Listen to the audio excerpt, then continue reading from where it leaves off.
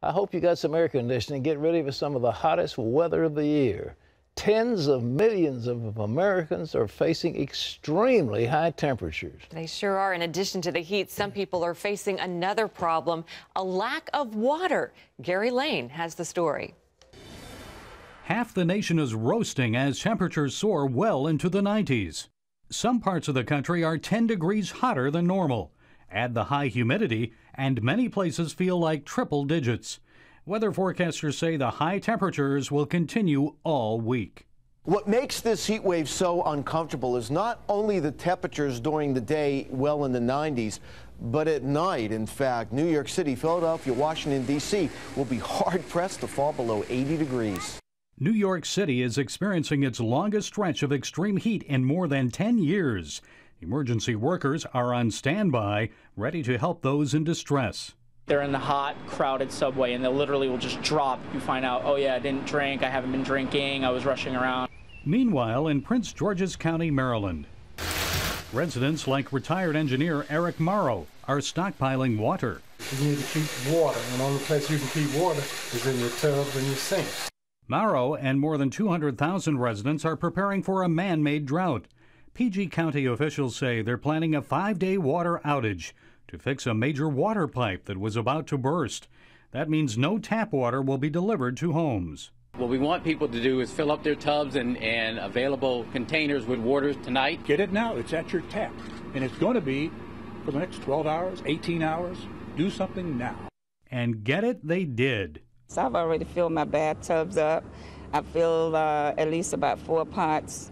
Bottled water flew off the shelves at local grocery stores. You have flavored waters, but just plain water, it's all sold out.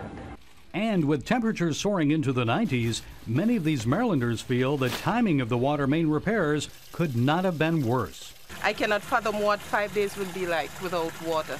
Still, some Americans seemed unfazed by the water shortage and prolonged heat wave. I like the heat. I'm from Mississippi.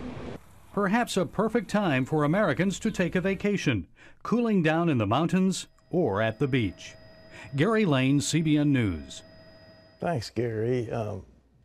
You had a gig in a TV station. You were an anchor in Yuma, Arizona. Yuma, Arizona. Tell us. Yes, do not despise the day of small beginnings. But when it rained in Yuma, that was the lead story, Pat.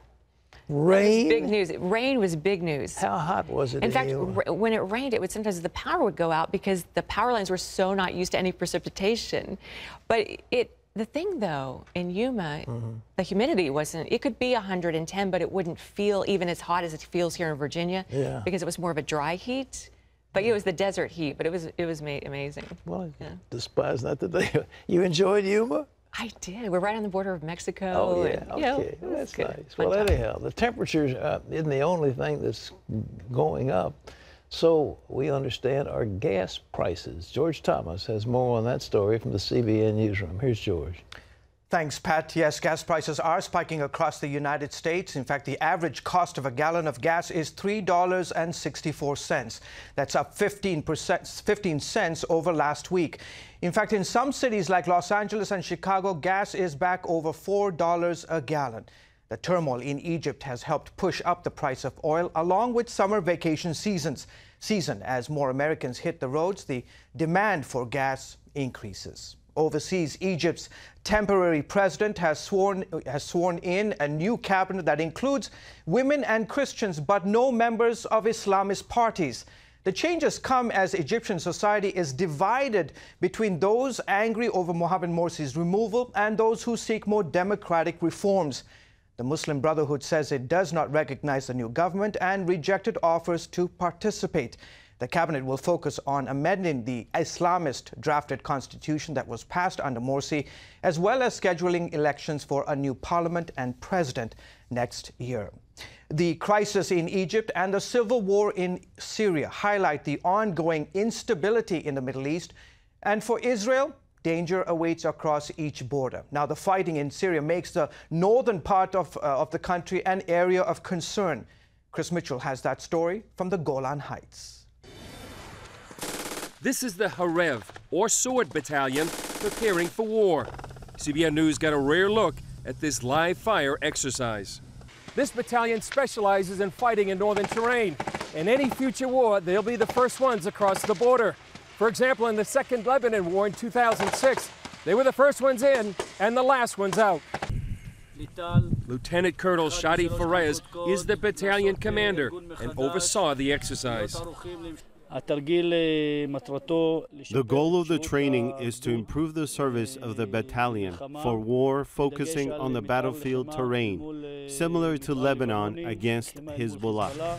For 2 days and nights, the battalion's commander put them through a series of surprise scenarios, maneuvers, and then threw the soldiers into the middle of this mock battle.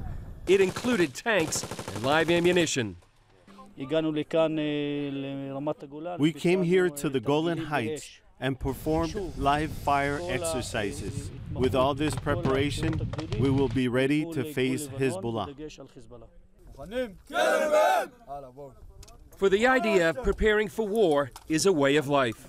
We should always be ready. This is one of the reasons we're making this exercise.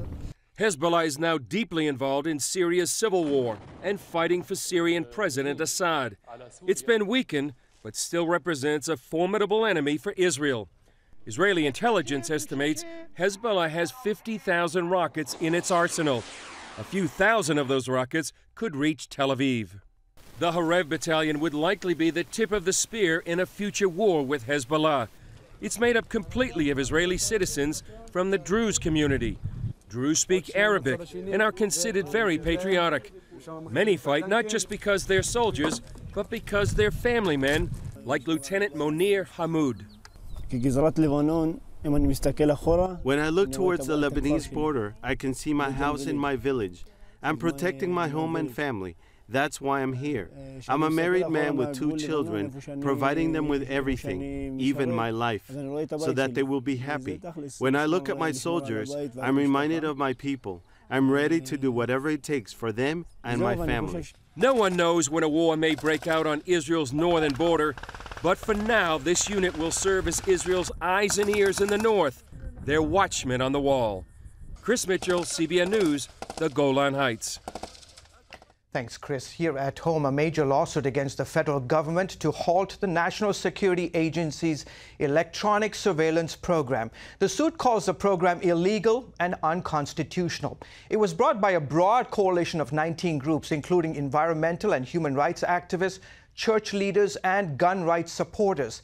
The Electronic Frontier Foundation filed a lawsuit on behalf of the groups in federal court in San Francisco. Several civil liberties groups have also gone to court against the program. U.S. senators have resolved their feud over filibusters, at least for now.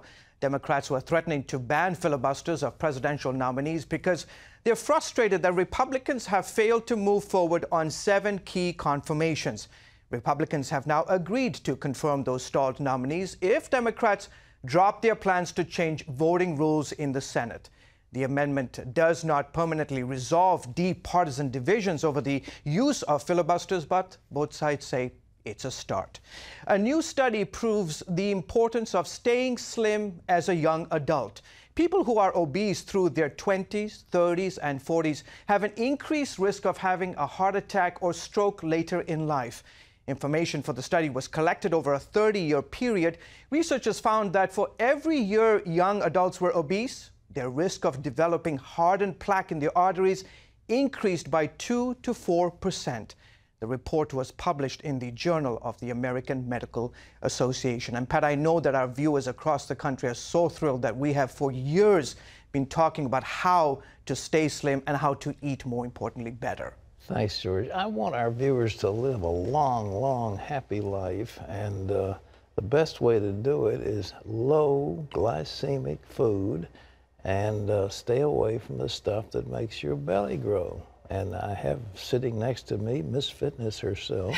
I wish. You went up Old Rag Mountain up on the Appalachian. I do like to hike. It's an all-day hike. you know. That is an ordeal. It's about a 5-hour hike. It takes about 2.5, 3 hours to get to the top. How high up in the mountain is It's over range? 3,000 feet, which is high for Virginia. It's one of the highest peaks in Virginia. Yeah. But that's my passion. I love, here we are in Virginia Beach, and it's totally flat.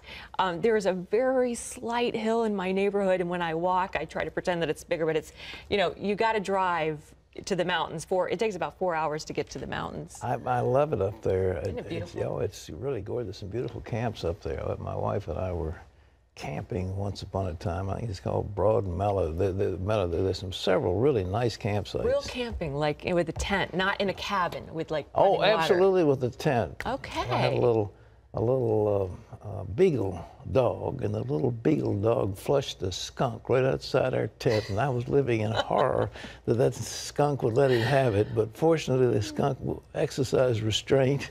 But I could see that little tail go up like a flag in the moonlight. It was frightening. But anyhow, it's fun. Camping, when you've got a young family and kids, it's really nice. It really is. Kids remember those memories forever. I hope. Rhode Island Governor Lincoln Chafee has vetoed legislation to authorize a Choose Life license plate. Lawmakers approved the plate earlier this month. The plates would have raised funds for a Christian crisis pregnancy in Providence. Supporters said the proceeds could have reduced abortions. Chafee said it would be inappropriate to use state plates to raise money for a religious organization. A North Korean ship carrying what appeared to be ballistic missiles and other arms has been seized at the Panama Canal. Authorities say the weapons were hidden under sacks of sugar. The ship was coming from Cuba. UN sanctions forbid importing sophisticated weapons or missiles. Cuban officials say the cargo was being shipped out to be repaired and then returned to the island. No comment from North Korea. Well, you can always get the latest from CBN News by going to our website, cbnnews.com.